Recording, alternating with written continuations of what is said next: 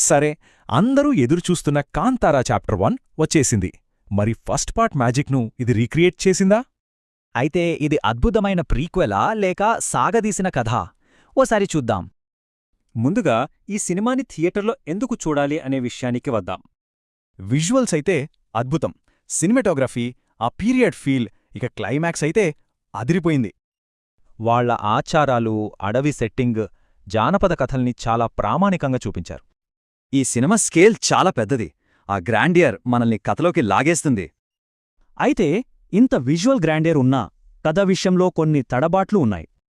ఇక్కడే అసలు సమస్య.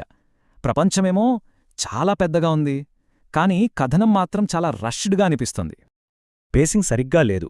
కొన్ని అనవసరమైన కామెడీ సీన్స్ టెన్షన్ను దెబ్బతీశాయి. కాని ఈ కథలోని లోపాలన్నింటినీ మరిపించే ఒకే ఒక్క అంశం ఉంది. అది రిషబ్ శెట్టి నటన. నిజంగా ఒక దైవికమైన పర్ఫార్మెన్స్ ఇచ్చారు. ఆయనకు సపోర్టింగ్ క్యాస్ట్ కూడా చాలా మంచి సహకారం అందించారు. సరే, ఇంతకీ ఫైనల్ వర్డిక్ట్ ఏంటి? ఈ సినిమా చూడొచ్చా లేదా? ఈ సినిమాని బ్యాలెన్స్ షీట్లా చూస్తే ప్లస్లున్నాయి, మైనస్లు ఉన్నాయి. ముఖ్యంగా ఆ దైవావేశం వచ్చే సీన్సు, ఆధ్యాత్మిక అంశాలు సినిమాకి హైలైట్.